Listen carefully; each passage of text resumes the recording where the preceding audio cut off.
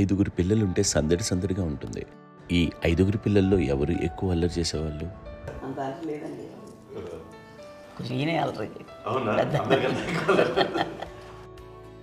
అమ్మ ఇక్కడ ఒకటమ్మా, అల్లరికి హుషారుకి చలాకితనానికి చిలిపితనానికి ఆ తేడా తెలుసుకుని చెప్పమ్మా.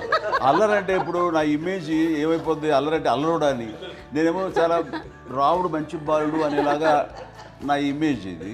నేను అలాగే చెప్తుండేవాడిని. నా ఉద్దేశం అదే. నేనేమో అల్లరి నన్నే అంటే చలాకితనం, అమ్మ అల్లరి అనుకునేది లేదండి, ఎక్కువ హుషారు కానీ చాలా బాగుండేవాడు అబ్బాయి. ఇంట్లో పనులన్నీ మీకు సాయంగా ఉంటుంది? అవునండి, వాడే చేసేవాడు. అది ఇంట్లో ఎవరు ముట్టుకునేవాడు కాదు, మా నాగబాబు అస్సలు ముట్టుకునేవాడు కాదు. అన్నిటికీ నాకు ఆయన సహాయమే పాపం. నాన్న ఆయన ఉద్యోగం వెళ్ళిపోయారు. నేను పాక్కుంటూ అలాగా వెళుతూ వెళ్ళిపోయాను, నాకు తెలియదు.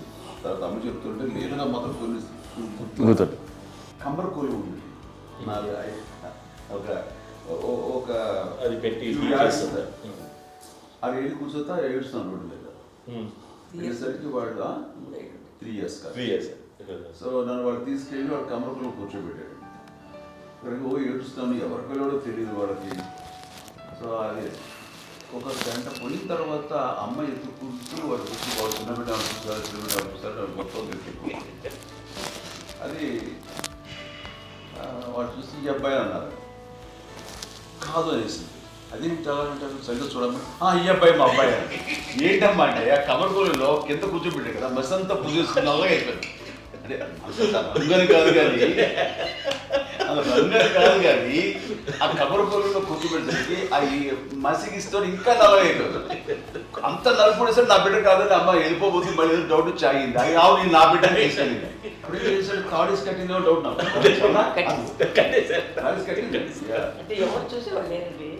అమ్మేమో అల్లరి అనుకునేదండి, నాకేమో చిన్ననాటి మహాభాగవతం కృష్ణుడి క్యారెక్టర్ అనుకుంటాను. ఆయన మహానుభావులు అయ్యే వాళ్ళందరికీ ఆ లక్షణం ఉంటుందేమో చిన్నప్పుడు. కొన్నిదల కుటుంబ సభ్యులు మంచి రుచులను ఆస్వాదిస్తారని, మంచి భోజనాలని ఆనందిస్తారని అందరికీ తెలుసు. చిన్నప్పుడు వీరి ఆహారపు అలవాట్లు ఎలా ఉండేవి? ఇదేవి ఎగిరేవి ఇవి ఎవ్రీ డే 2 పూట్ల ఉండాలంట. మరి నాగబాబు పాపం ఏముంది, తిన్నట్టు ఇష్టం. మరి అన్ని రకాలుగా నాన్న కోసం చేసి పెడుతుంటే మరి తను ఇష్టపడక ఆ తర్వాత లేకపోతే కోపడక ఎలా ఉంటాడు చెప్పండి. 5గురు పిల్లలు అయినా అమ్మా నాన్నలు కొంతమంది పైనే ఎక్కువ దృష్టి పెడతారు. ఈ 5గురిలో మీరు ఎవరి మీద ఎక్కువ ఫోకస్ పెట్టేవాళ్ళు? కళ్యాణ్ బాబు అండి. వాడంటే బాగా, అంటే వాడు ఏది తినేవాడు కాదు అసలు. ఏది ఆడికి ఏది తింటాడని ఇప్పుడు వాడికి నచ్చకపోతే, ఇప్పుడు నేనైతే నచ్చకపోతే చాలా గోల్ చేసేవాడిని.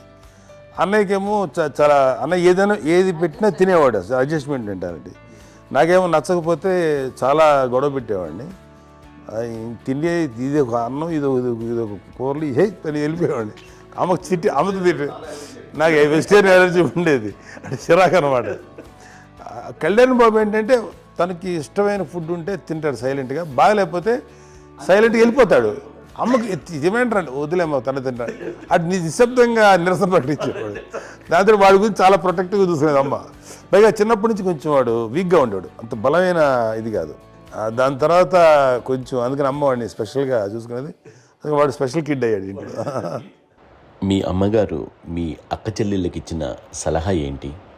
అంటే ఇండిపెండెంట్గా ఉండమంటారు అమ్మ, ఎవరిని డిపెండ్ అవ్వద్దు, మీ పిల్లల్ని నువ్వే జాగ్రత్తగా నేర్చుకో, ఎవరినైనా చేయకు, డిపెండెంట్గా పెట్టద్దు అని ఆవిడ మాకు బాగా ఎప్పుడు ఎక్కువ చెప్తుండేది. నాకు కొంచెం టఫ్ టైమ్స్లో కూడా ఆమె నీ పాటి నువ్వే ఉండాలి, ఎవరి దగ్గర ఉండదు, ఎవరింట్లో ఉండదు, మా దగ్గర కూడా ఉండదు, నీ ఇద్దరి దగ్గర బట్టి నువ్వే ఉండాలి. అది కష్టం కదండి అట్లా చెప్పడం. చెప్పారు, చాలా తక్కువ చెప్పారు. బట్ నాకు అదే ఇచ్చే ధైర్యం. ఇండిపెండెంట్గా అట్లా ఒకరి దగ్గర ఉంటే నీ గౌరవం తగ్గిపోతుంది, ఎక్కడ ఉండదు. అది చాలా నాకు చాలా ఇన్స్పైరింగ్ ఉండేది అమ్మ మాటలు. అది ఇప్పుడు కూడా అది చాలా హ్యాపీగా అనిపిస్తుంది అని చెప్పింది. అంతే కదా, మనకి ఏదైనా రోగాలు వస్తే చేసేస్తాను దాన్ని మనమే. బట్ తగ్గించేవాళ్ళు కన్సర్న్ చూపించే డాక్టర్స్ ఒక్కొక్క కిత్తడి కింద ఉండొచ్చు, కానీ పోరాడాల్సింది మనమే. నాకు సార్ కొంచెం ఏదో ఒక డిప్రెస్డ్ ఇదేదో వస్తాయి ఫేస్ ఒకటి, నేనేదో ఇంకా మా అందరి నుంచి నేను సపరేట్ అయిపోయినట్టు ఒక సిచ్యువేషన్ వచ్చినప్పుడు అమ్మ నన్ను పట్టుకుని I'm there for you yes, ఎవరు నువ్వు అన్నా ఎస్ అన్న ఫ్రెండ్స్ కానీ ఎవరైనా సరే ఎప్పుడు కూడా అలోన్గా మటుకు అనుకోకు, నేను ఉన్నాను. ఆవిడ నన్ను పట్టుకొని ఇచ్చిన అఫెక్షన్ లేదా ఫీలింగ్ అసలు బలం అన్నమాట. ఇంకా ఏమన్నా చేయగలను నేను, పర్లేదు లైఫ్లో నాకు ఏదైనా సాధించగలను అని ఒక భరోసా తల్లి దగ్గర నుంచి రావడం అనేది నాకు ఎవరు అవసరం లేదనిపించింది. అంత స్ట్రాంగ్గా ఆవిడ support, very strong, very practical. అంత స్ట్రాంగ్ చేసింది నాన్న అని చెప్పండి. మా పిల్లల విషయంలో మేము కూడా మేబీ అంత స్ట్రాంగ్ కాదేమో, సెన్సిటివ్గా ఉంటాం, కానీ అమ్మ మటుకు చాలా స్ట్రాంగ్గా ఉండి మమ్మల్ని కఠినంగా ఇలాగే ఉండాల్సింది, ఇలా ఉండండి అప్పుడే మీరు నేర్చుకుంటారు. ఇక్కడ అమ్మ పాజిటివ్నెస్ గురించి ఇంకో మాట చెప్పాలి. అంటే తన బిడ్డలకే కాదు, ఈ రోజున మా రెండో పాప శ్రీజ కూడా తనకి లైఫ్ చిన్న SMS వచ్చింది. ఆ టైంలో కూడా తను ఏముందంటే అప్పుడు నాన్న దగ్గరికి వెళ్ళాను, తను ఇచ్చిన భరోసా, తను ఇచ్చిన మాట వెళ్ళలేని ధైర్యం వచ్చింది నాతో. నాన్నమ్మ దగ్గర ఎప్పుడు కూర్చోస్తాడు అప్పుడే పాజిటివ్ ఫీలింగ్ వస్తుందని నాతో షేర్ చేసుకుంటాను. తను మాతో చెప్తుంటే అనిపిస్తుంది కరెక్ట్. అమ్మ ఏం పర్లేదమ్మా, లైఫ్ అంటే ఒకరితోనే అయిపోదు, ఆ ఒక్కరి వల్ల వాళ్ళ ఇన్ఫ్లుయెన్స్ తోటో వాళ్ళు మన మీద నియంత్రించడం కానీ మన బాధల్ని వాళ్ళు చేయడంలో తప్పు. జస్ట్ నువ్వు నీ గురించి నీ మనసులో ఏదనిపిస్తే నీ గుడ్ ఫీలింగ్ ఏది వస్తుందో ఆ ఫీలింగ్ ప్రకారం వెళ్ళిపోదు. అంటే ఆ జనరేషన్ పీపుల్ ఎక్స్పెక్ట్ అలా కాదు, ధైర్యం ఉండి అందరికీ ధైర్యం బాగా నూరుకొస్తారు. ఫాదర్ కూడా, మా నాన్నగారు కూడా అస్సలు ఎప్పుడు అనేవాడు, ఎప్పుడు మీరు పెట్టే చెయ్యి మీరు ఎప్పుడు పైన ఉండాలి తప్ప తీసుకుని ఎలా ఉండకండి, చేతులు పెట్టుకొని అనే అట్లాంటివి చెప్తుండేవాళ్ళు. అందుకని మాకు ఇంకా ఇండివిజువాలిటీ మాకు బాగా ఎప్పుడు కూడా ఒకళ్ళని అడగడం అని, ఈవెన్ బ్రదర్స్ని అడగాలన్నా కూడా మాకు అది పడిపోయింది మైండ్లో, కొంచెం కష్టంగా ఉంటుంది. సో నాకు అంటే ఆవిడ మా అమ్మ ఏదన్నా కొంచెం డిప్రెస్ అయినా నేను చాలా ఎక్కువ అమ్మకి షేర్ చేసుకుంటే, అన్నయ్య కూడా లేడు.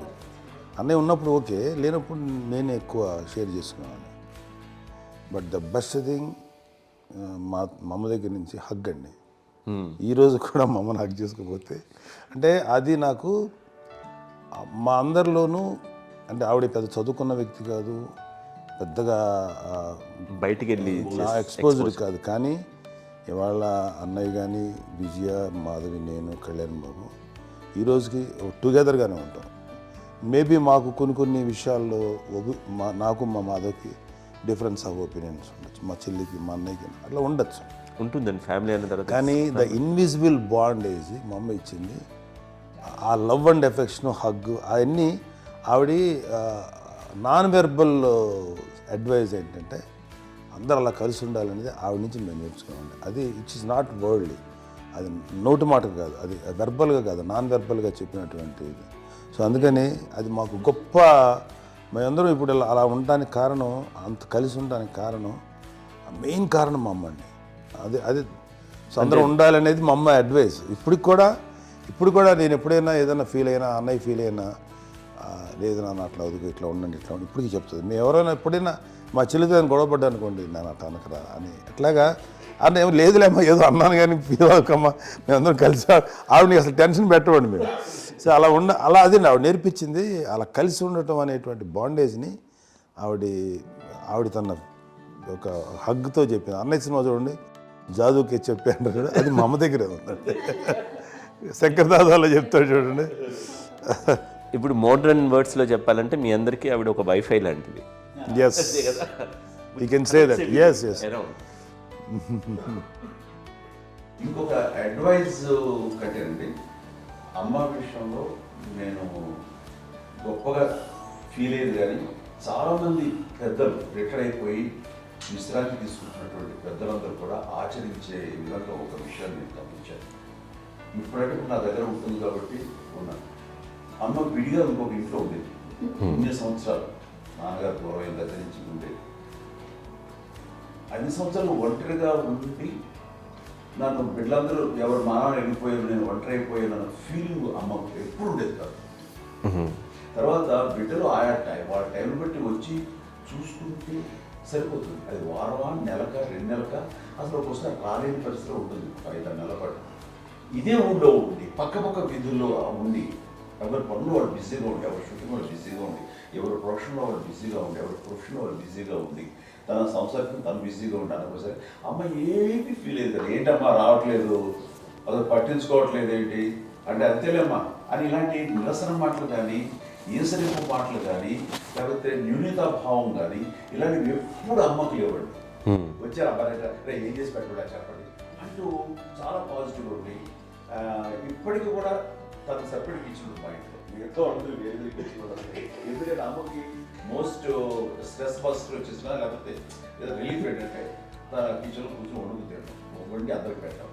ఇప్పటికీ కళ్యాణ్ బాబు అక్కడక్కడ తిరిగేసి ఎక్కడో చేసి నిరసనలు చేసి అన్ని రకాలు చేసి వస్తే అమ్మకి చాలా జాలి. ఆడేదో ఇంక మేము గుడ్లో కష్టపడుతున్నాం కానీ ఆడి ఎంటలో వెళ్ళేది మీకు టీవీలో వాటిలో అది ఎక్కువగా చూపించేసరికి వాడే కష్టపడతారు, మేము కష్టపడలేదు ఫీల్ అమ్మకి. అందులో వాడు రాగానే ఎలా వచ్చావా అని అమ్మ ఎక్కడ కళ్యాణ్ బాబు అంటే ముందు అమ్మను కానీ ఎక్కడ కళ్యాణ్ బాబు తను ఎక్కడ ఉంటాడు ఏ ఉంటాడు తెలుసు. అది చూసిన ఎక్కడ తను వాడికి ఇష్టమైన బిర్యానీ అవి చేసి చక్కగా పంపించి అన్నీ చేస్తున్నాడు. అట్లాగా బిడ్డలకి పెట్టడమే తప్ప బిడ్డల నుంచి ఈ వయసులో ఎక్స్పెక్ట్ చేయడం లేకపోగా కొంచెం పట్టించుకోవట్లేదు అనే ఒక న్యూనత భావనలోకి వెళ్ళిపోయి సైకలాజికల్ డిప్రెస్ అయ్యే మదర్ మాత్రం కాదు. ఆ రకంగా మాకందరికీ భరోసా. మేము కూడా పెద్ద అయినా బిడ్డలు వాళ్ళ ప్రవృత్తి ఉద్యోగరీత్యాల వాళ్ళ వృత్తిరీత్యా వాళ్ళు దూరం అయిపోయి మనల్ని చాలా కమ్యూనికేషన్ గ్యాప్ వచ్చినా సరే బిడ్డలు నాకు దూరం అయిపోయి పట్టించుకోవట్లేదు. ఇలాగే చూసావా వెళ్ళి ఎంత ఇదిగా ఒరేవాళ్ళు గురించి ఇప్పుడు ఏమైపోయాను అన్న ఇంత పిచ్చర్ బాధపడలేదు వాళ్ళకి అంటూ నెగిటివ్ సైడ్ ఆలోచించే విధానం లేనే లేదు. అది మా అందరికి ఎంత కంఫర్టబుల్ అంటే అంత అవుతుంది. చూసుకోకపోతే మాధవ్ చూసుకుని మాధవ్ లేకపోతే నాగబాబు వెళ్తుంటాడు కడియడం వల్ల మా విజయ్ చూసుకుంటున్నది సరే నాకు కళ్యాణ్ బాబు తను చూసుకుంటుంటాడు. ఇలా ఎవరో కూడా వెళ్తూ ఉంటాం. అమ్మ మాత్రం అది వెరీ గుడ్ హెల్దీ. నేను చాలా తల్లిదండ్రులు చూశాను, అవును, వాళ్ళు చాలా ఇబ్బంది పడుతూ ఉంటారు. పట్టించుకోవడం మేము అర్థం చేసుకోగలము కానీ వాళ్ళు వస్తే బాగుంటుంది కదా అనేది ఉంటుంది. ఫీల్ అవుతారు. అవును, అలాంటి ఫీలింగ్ ఏం లేదు. పైగా బిడ్డలు వస్తే వాళ్ళకి ఏం చేసి పెట్టాలా అనే ఆలోచన. అది వెరీ హెల్దీ. చాలా మంది ఆచరించాల్సిన ఒక విషయం అనుకుంటాను. చిన్నప్పుడు అన్ని ఆనందాలేనా, మర్చిపోలేని దుఃఖాలు కూడా ఏవైనా ఉన్నాయా? అమ్మ చెప్పాలంటే ఓపికకి, గృహిణిగా తన బాధ్యతలు నిర్వర్తించడానికి అండ్ అన్ని రకాలుగా టేకింగ్ కేర్. దీనికి ఒక మంచి ఉదాహరణ నేను చెప్పగలను. అది తలుచుకోవడం నాకు చాలా ఉద్యోగంగా ఉంటుంది, నాకు చాలా కంటితలు వచ్చేస్తుంది. అమ్మకి మేము 5 బిడ్డలు అండ్ పురిట్లోనూ 1 year పెరుగో 2.5 years పెరుగో 3 బిడ్డలు చనిపోయారు. నాకు గుర్తెరిగి పొన్నూరులో నేను 6th class చదువుతున్నాను, 6వ తరగతి. అప్పుడు రమణ అనే ఒక అమ్మాయికి 3 years. రమణ అంటే మా ముగ్గురికి కంటే పెద్దది, మా కంటే పెద్దది, కళ్యాణ్ బాబు కంటే పెద్దది, మాకంటే మధ్యలో పిల్ల. తనకి అప్పట్లో మా నాన్నగారు ఉద్యోగరీత్యా క్యాంప్కి వెళ్ళిపోతుండేవారు. ఏమి ఉండేది నాన్న చెప్పాలంటే ఫుడ్లో కష్టపడేవారు. ఇంకా నాన్న చెప్పినట్టు కదా, నాగో చెప్పినట్టు. కానీ ఇంటి బాధ్యత, ఇంటి పనులు, రోగాలు వచ్చిన రుచులు వచ్చిన హాస్పిటల్కి తీసుకెళ్ళాలట ఏదైనా సరే అమ్మే పడేది. ఆ శ్రమ తీసుకున్న టైంలో అమ్మకి అసిస్టెంట్కి నేను సహాయపడుతుండేవాడు ఉండేవాడు. అమ్మ చూడరు నాకు ఫ్రెండ్స్ ఆడుకోవడం అది నిజంగా ఎప్పుడు నాకు గుర్తేది, నాకు తెలియదు, నాకు లేదు ఫ్రెండ్స్తో తిరగడం అది ఫ్రెండ్స్తో అమ్మ పట్ల ఉండేవాడు. అలాంటి నేను ఆ పిల్లకి బ్రెయిన్ ఫ్యూర్ వచ్చింది. ప్రభుత్వ ఆసుపత్రి పొన్నూరులో ఆ పిల్లని చేర్పించినప్పుడు 2-3 days అయిన తర్వాత ఒక బ్యాడ్ న్యూస్ వినాల్సి వచ్చింది. తెల్లారికి కాన్షియస్ లేదు, పోయింది. ఏం చేయాలో తెలియదు. అమ్మ వయసు చిన్నది. ఇద్దరు తీసుకుని ఆ బిడ్డని నేను ఒళ్ళో పెట్టుకుని శవాన్ని, డెడ్ బాడీని రిక్షాలో ఇంటికి వెళ్ళాలి. ఇప్పటికీ నాకు గుర్తు ఆ విజువల్స్. అండ్ నాన్నకి తెలియదు ఏ విషయం, నాన్న ఎప్పుడు వస్తారో తెలియదు, ఎలా కమ్యూనికేట్ చేయాలో తెలియదు. అది తీసుకుని వెళ్ళిన తర్వాత ఇంట్లో పడుకోబెడుతుంటే ఏం చేయలేదు. చుట్టుపక్కల ముస్లిం సోదరులు ఉండేవాళ్ళు, ఫ్యామిలీస్ అక్కడ. అంటే మసీదు, పొన్నూరు మసీదు పక్కన మా ఇంట్లో అనుకుని ఆ ఇంట్లో అందరూ వచ్చి చూసేవాళ్ళు, వాళ్ళే హెల్ప్ చేసేవాళ్ళు. ఏం చేయాలో తెలియదు. ఆ నెక్స్ట్ రిచువల్స్ ఎలా చేయాలో, పెంపకం ఎలా చేయాలో తెలియదు. అందరూ చిన్న పిల్లలే. తను చిన్నది, మిగతాలందరూ పరిసరులే. సో ఇలాంటి పరిస్థితుల్లో కమ్యూనిటీ వచ్చినప్పుడు చుట్టుపక్కల వాళ్ళు వీళ్ళు వచ్చి చేయాల్సిన కార్యక్రమాలు చేశారు. ఆ సమయం నాకు ఎక్కడో కమ్యూనికేట్ చేసి డిపార్ట్మెంట్ ద్వారా నాన్న వచ్చేసరికి అన్నీ అయిపోయింది. ఇప్పటికీ నాకు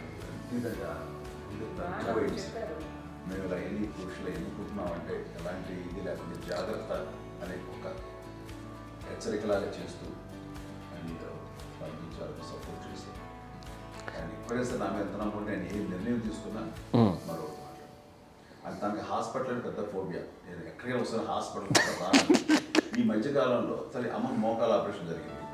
అమ్మను కొంత బాధపడుతున్నావు, అసలు ఈ రోజున వచ్చిన మెడికల్ అడ్వాన్స్మెంట్లో నీకు అసలు ఏ బాధ తెలియకుండా మోకాల ఆపరేషన్ రీప్లేస్ చేస్తారు అని వీళ్ళందరూ చెప్పాలి భయపడతాను. ఎందుకంటే ఫస్ట్ ఎలా నాకు సపరేట్ అవుతాను ఎలా చెప్పాలి తెలియదు. ఒక్క వీళ్ళంతా కలిపి నీ మాట వింటుంది, వాళ్ళ మాట మీద నువ్వు చెప్తే వింటుంది. సరే నేను చెప్పాను అంతే. ఏదో నాలుగు ముందు చెప్తే ఎలా ఉన్నారా సరే ఇష్టం రా లేదులే మా ఊరికి పర్లేదు. మళ్ళీ ఇంటికి వచ్చాక మళ్ళీ ఇంకొక తెప్పించి ఇంకో మిషన్ తెప్పించి మళ్ళీ టెస్ట్ చేయించి అందరూ బాగుంది ఏమి లేదు అన్న తర్వాత అప్పుడు పుస్తకంతో పడ్డాడు. ఏదో ఉంది మమ్మల్ని టెస్ట్ చేయించాలని చెప్పి శ్రద్ధ ఎక్కువ. మీ పిల్లలకి సంగీతం, డాన్స్ నేర్పించారని విన్నాం, అది నిజమేనా? తనకేమో డాన్స్ నేర్పించడం కాదు, అది నేర్చుకోలేదు, నాకు వచ్చేసి ఇప్పుడు డాన్సింగ్ స్టార్ మీద ఎదిగారంటే అది మా పెద్ద చెల్లి విజయం కారణం. అప్పుడు తనకి 5 ఏళ్ళు, నాకు 9 ఏళ్ళు ఉంటాయి, ఉంటుంది 10-11 ఏళ్ళు ఉంటాయి నాకు. బాపట్లనా? సో బాపట్ల చాలా చిన్నది, 5 ఏళ్ళు. నాకు ఒక 11-12 ఏళ్ళు. తను తీసుకొని గోడ మీద పెట్టుకోవడం అలా కూర్చొని చూస్తుండేవాడు. కూర్చుంటే అది నేర్చుకుంటుంది. నేను మానసికంగా నేర్చేసుకున్నాను.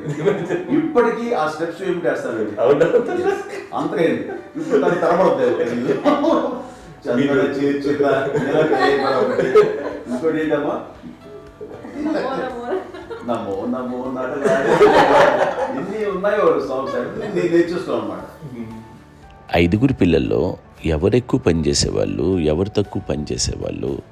ఏ పని చేయనండి, చేసేవాడు కదా అని అన్నయ్య చేసేవాడు. అన్ని పనులు అన్నయ్య చేసేవాడు. ఇక మా చిన్న చెల్లి పెద్ద చెల్లి ఎక్కువ చేసేది.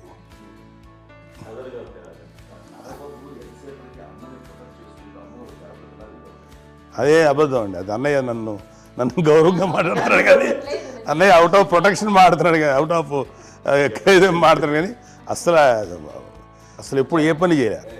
లేదు ప్రామిస్ అండి, ఏ పని చేసేవాడు కాదు. మా ఇద్దరికి మధ్యలో పాపం అన్నయ్య చాలా పని చేసేవాడు. ఎంత పని చేసేవాడు, నేను ఇచ్చిన తర్వాత మళ్ళీ నాకు ఏదైనా చిన్న పని చెప్తే అది కూడా నువ్వే చేయనివ్వండి.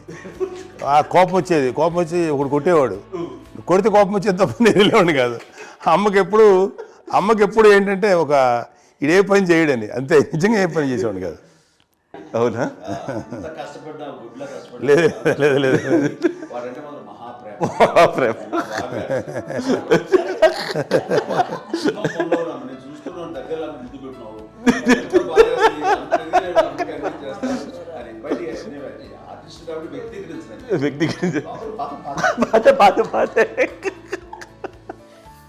చిన్నది కాబట్టి చివరిది కాబట్టి తనంటే బుద్ధండి, నేను పెద్దోడు కాబట్టి నేను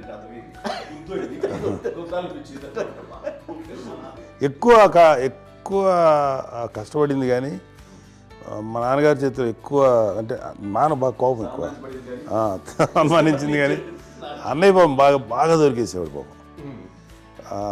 ఒకసారి అంటే మరి మాకే అనిపి ఏంటి ఇంత దారుణంగా ఉంది నాన్న మీద కోపం వచ్చేది నాకు. నాన్న మీద కోపం వచ్చేది, వాళ్ళని చూసి బాధ అనిపించేది. అమ్మాయి ఏమనేది కాదు.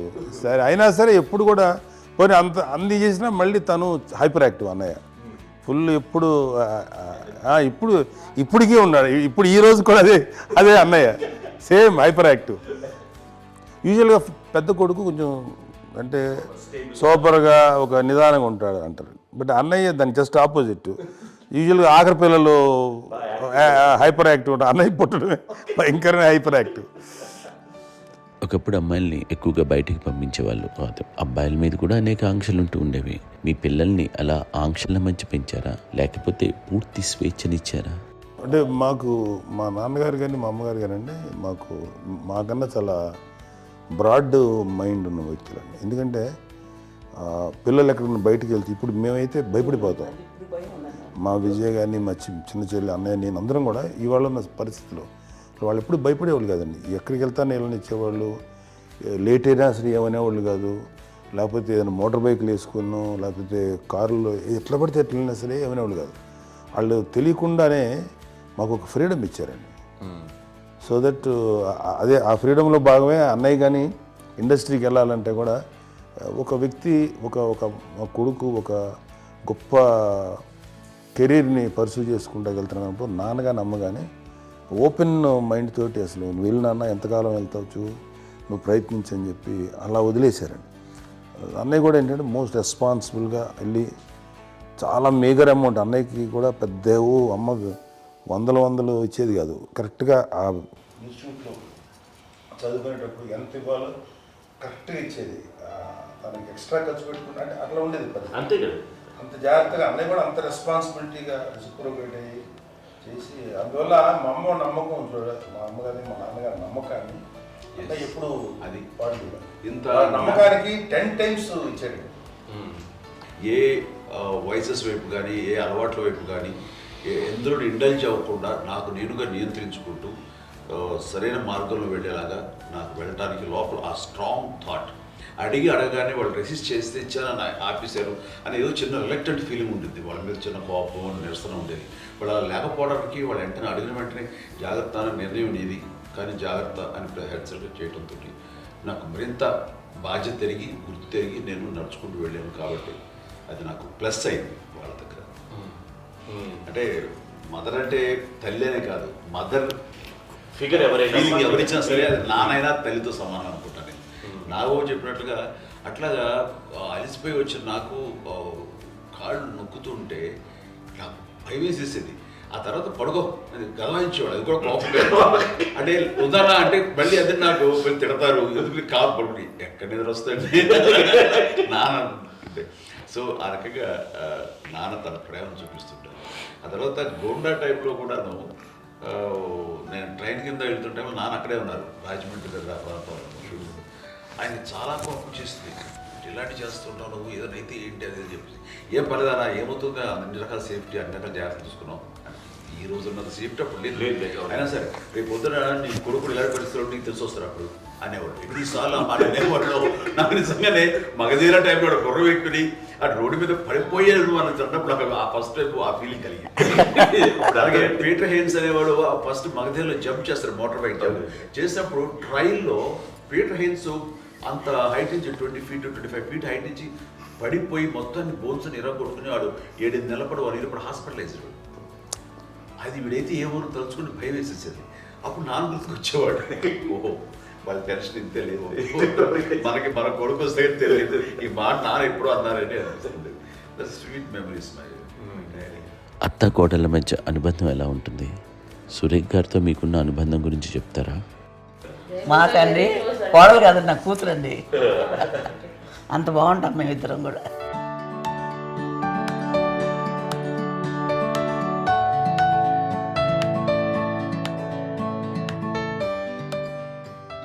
మీది ఒక అందమైన ఉమ్మడి కుటుంబం, అందరూ కలిసి ఉంటారు.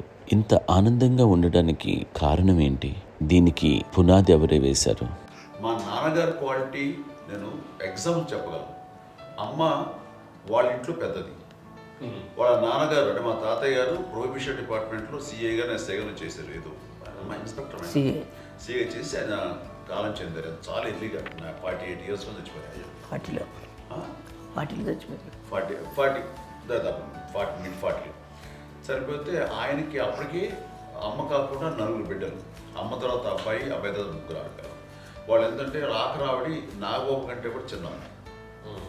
అది ఆ వయసు అంత చిన్నవాడు. అమ్మ మా పిన్నమ్మలు నాకంటే చిన్నవాడు. అలాంటి పిన్నమ్మల్ని ఆయన వీళ్ళ నాగ చనిపోయిన తర్వాత తన ఫ్యామిలీ అంతగా నాన్న పెంచారు. నాన్న కూడా అరాపురా శాలరీ మీద బతికేదే తప్ప కూడా కాదు. సో తనకు మిగిలిన దాంట్లో మళ్ళీ ఆ ఫ్యామిలీని చూసుకోవడం, మా అమ్మమ్మను చూసుకోవడం, వాళ్ళ మంచి చెడు చూసుకోవడం. వాళ్ళకు ఇల్లు మాత్రం ఉంది మొగల్తూరులో. ఆ ఇంట్లో వాళ్ళు అద్దెకు వస్తే ఆ కొంచెం డబ్బు నానిచ్చే డబ్బు, అక్కడ పొలం కొనిచ్చారు, ఆ పొలం మీద వచ్చే డబ్బుతోటి అంతా బాగా చూసుకోవాలి తన ఫ్యామిలీ లాగా.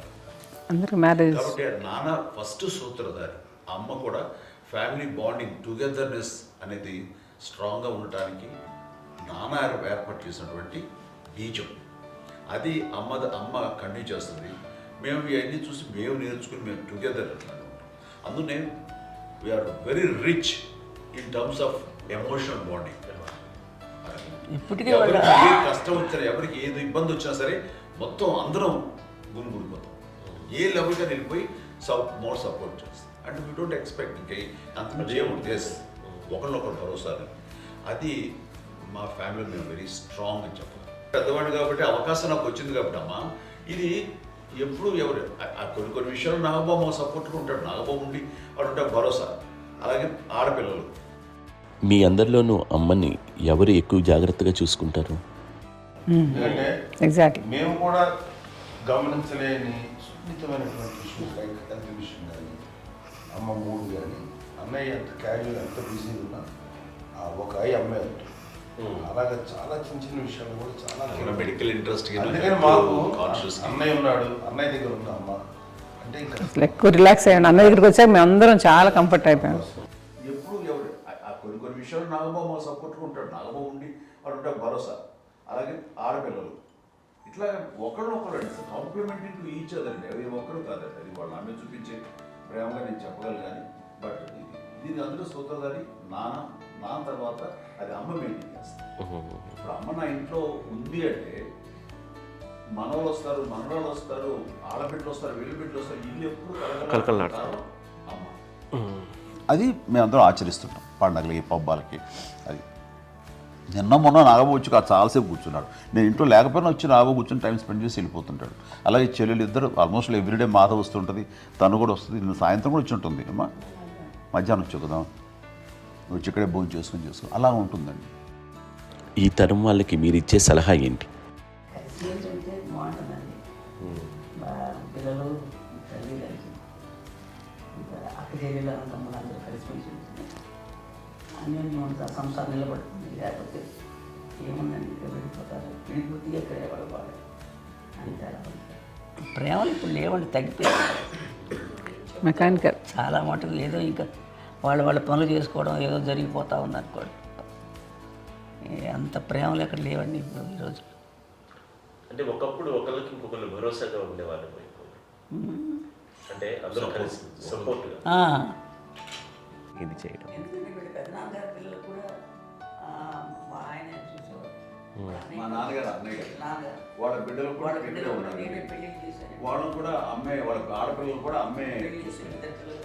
చూడండి. నాన్న ఎట్లయితే తన చెల్లెలు చూసుకున్నారో అట్లే నాన్న తరపు అమ్మగారి పిల్లలు వాళ్ళు చనిపోయారు చెల్లి గారి, వాళ్ళ బిడ్డలకి పెళ్లిళ్ళు పేరెంటాలు అన్నీ చేసింది అమ్మాయి. అమ్మ అలా చేసింది కాబట్టి అది మాకు మార్గదర్శకం ఉంది. ఇప్పటికీ వాళ్ళు కొంచెం ఒక మాదిరి పరిస్థితి ఉంటే వాళ్ళకి ఇల్లు కూడా పెట్టడం కానీ వాళ్ళకి తగిన సహాయం అంటే కనుక ఎవ్రీ మంత్ మా పెదనాన్న గారి అమ్మాయి వాళ్ళు అప్పుడు 70 వాళ్ళకి ఎవ్రీ మంత్ మా ఇంటి నుంచి మొత్తం వెళ్ళిపోతాం 15,000 మా అబ్బాయి మంచితనం. ఎన్నో సంవత్సరాలు వెళ్ళిపోతాను. బ్యాంక్ వచ్చేది ఫస్ట్ అదంతా కూడా మా పెద్దలు వచ్చింది. వాళ్ళు కూడా వచ్చి అమ్మని అంతా ప్రేమలో చూస్తారు, ఇష్టంగా చూస్తారు. అమ్మ ఇందాక చెప్పినట్లు ఇచ్చే మెసేజ్ ఏంటి అన్నది అమ్మ మాటలో చెప్పాలంటే బంధాలు బాంధవ్యాలు అన్నది ఎనలేని ఆస్తిపాస్తులు. సో ఎలాగైతే డబ్బు ఎంత సంక్రమించింది, ఎన్ని ఆస్తులు వచ్చాయి ఫిజికల్గా అనే దాని మీద కంటే కూడా ఇవి ఆస్తిగా తీసుకుంటూ దీన్ని విలువ ఎరిగి గుర్తెరిగి దాని ప్రభావం తెలుసుకుని అది కనుక మనం ఇచ్చిపుచ్చుకుంటే ఫ్యామిలీలో అంటే దాన్ని మించినటువంటి గొప్ప సంపద ఉండదు. కష్టాలు వచ్చినప్పుడు డబ్బు తీరుస్తుంది కాదండి, కష్టం వచ్చినప్పుడు ఒక భుజం తీరుస్తుంది, ఒక చేయూత తీరుస్తుంది. అది మన బ్లడ్ రిలేషన్ మనలో మనకి అది ఉండటం అనేది అదృష్టంగా ఫీల్ అవుతాం. అంటే ఒకసారి అమ్మ చూసి నాకు ఎందుకు అనిపిస్తుంది అంటే అది ఎవరి ద్వారా సంక్రమించడానికి తన ఆ చెట్టు కొమ్మలమే కాబట్టి ఆ చెట్టుకే మనం ఆపాదించాలి. ఎక్కడో మామూలుగా ఉండాల్సిన వాళ్ళు ఈ రోజున ఈ స్థితిలో ఉన్నాము, ఇంతమందికి లైఫ్ రావటానికి దోహదపడ్డాము, ఇంతమంది కలిసికట్టుగా ఉండటానికి ఇదైంది. అమ్మని చూస్తుంటే నాకు ఎవరు చూస్తుందంటే అబ్బా ఇలాంటి జన్మం మనకి ఎవరికైనా ఉంటుందా, ఇంతమంది మనుషుల చేత కొలవబడేవాళ్ళు, ఆరాధింపబడేవాళ్ళు, అభిమానించబడేవాళ్ళు, ఇంతమంది నా నా వంశమా, నా సంపద అని అమ్మ ఫీల్ అంత గొప్ప ఫీలింగ్ ఎవరికి ఉంటుంది. మా చెల్లెలు కూడా వస్తే నేను అనుకోవట్లేదు, సూర్య కూడా ఉంటుందని నేను అనుకోవట్లేదు. అలాంటి గొప్పగా ఇది. అండ్ ఆ రకంగా షీఈ్ వెరీ చాలా గొప్ప జన్మ. అమ్మకి చిన్న మానసికంగా చిన్న ఏదో ఒక డిప్రెషన్ అది వచ్చింది. ఏదో నాన్న గుర్తుకొచ్చో, నాన్న లేరనో, లేకపోతే వాళ్ళ అమ్మగారు కూడా అదే టైం చనిపోయారనో, తన దగ్గర ఉంటారు ఏదో ఉన్నప్పుడు మేము అందరం సపోర్ట్గా ఉండి మా కొన్నాళ్ళు నా దగ్గర ఉందిగా అని చెప్పేసి అప్పట్లో అమ్మ వేరేగా ఉంది. ఉన్నప్పుడు ఒకటే మాట అన్నాను, అమ్మ నీలాంటి గర్భం అంటే అంజనమదే గర్భం అని బయట ఎన్నోసార్లు నా ఫ్రెండ్స్ కానివ్వండి, బయట కానివ్వండి, కొన్ని సందర్భాల్లో మీటింగ్లో కానివ్వండి, స్పీచెస్లో కానీ అన్నవాళ్ళు ఎంతోమంది అన్నారు. వాళ్ళు ఆ మాట అంటే రీజన్ తెలుసా నీకు? కోటాను కోటల్లో ఎంతమంది తల్లులకు నీకు వచ్చిన అదృష్టం, నీకు లభించినటువంటి గౌరవం ఎవరు లభిస్తున్నావు? బిడ్డలు ఎంతోమంది చేత కొనియాడబడుతున్నారు, ఎంతోమందికి సహాయపడుతూ ఆ రకంగా వాళ్ళందరి యొక్క ఆశీస్సులు పొందుతున్నారు. కానీ ఎంతోమందికి నిరంతరం హెల్ప్ చేస్తూ వాళ్ళ ఇది చూసుకుంటున్నారు. అవి ఆ భగవంతుడు మీరు చేస్తున్న పూజలో ఉన్న ఆ భగవంతుడు మన నెక్స్ట్ తరాలకు కూడా మనకి ఇలాంటిది వారసత్వంగా ఇస్తూ అదే రకంగా కొనసాగించేలాగా మాకు అదృష్టాన్ని ఇచ్చారు. ఇంతమంది ఎవరు నీ నుంచి వచ్చిన వాళ్ళే, నీకు ఇది ఎంత గొప్ప గర్భం, ఎంత గొప్ప జన్మ నీది. అలాంటిది నువ్వు ఇలా అవటమేంటి? ఇది హై లెవెల్లో ఉండాలి నీ ఫీలింగ్స్గా నువ్వు కానీ. అంతే నువ్వు ఇలాగా కుంగిపోవడం ఏంటమ్మా అని చెప్పినప్పుడు ఇది నీది కాదు, నాది కాదు, నువ్వు నమ్ముకున్న భగవంతుడు నీకు ఇచ్చింది అనుకుంటావు కదా. నువ్వు ఆ భగవంతుడి కృతజ్ఞత తీర్చుకోలేక ప్రతిరోజు ఆయన ధ్యానించు, ఆయన పూజలో ఉండు, నీకు ఆయనే ధైర్యం ఇస్తాడు. అంతేగాని నువ్వు నెగిటివ్ సైడ్ ఆలోచించుకోమ్మా. మా అందరికీ పాజిటివ్నెస్ ప్రివైల్ చేసిన దానివి, ఇచ్చిన దానివి, అందించిన దానివి. అలాంటి నువ్వు నెగిటివ్ వైపు వెళ్ళిపోకూడదు అంటే అంతే, మళ్ళీ అటుపక్క ఎప్పుడు గెలలేదు. ఆంజనేయ స్వామి భక్తి ఆయనలో ప్రవేశపెట్టి చెప్పాలడానికి నేనే నేను నన్ను దేవుడు ఇంట్లో నేనే ఇంట్రడ్యూస్ చేశాను. నానంత ప్రగాఢంగా నమ్మి ఆయన దానివల్ల లబ్ధి పొందారు. ఆయన అందులో మమ్మల్ని మించిపోయే స్టేజ్కి వెళ్ళిపోయారు. ఆయనతోటి ఆంజనేయ స్వామితో ఇంటరాక్ట్ అవుతూ అట్లా ఆయన నన్ను నమ్ముకుంటుంది. ఆయన నానంటారు అంతా నా గురువు, నా పెద్ద కొడుకు పెద్దోడే. గురువు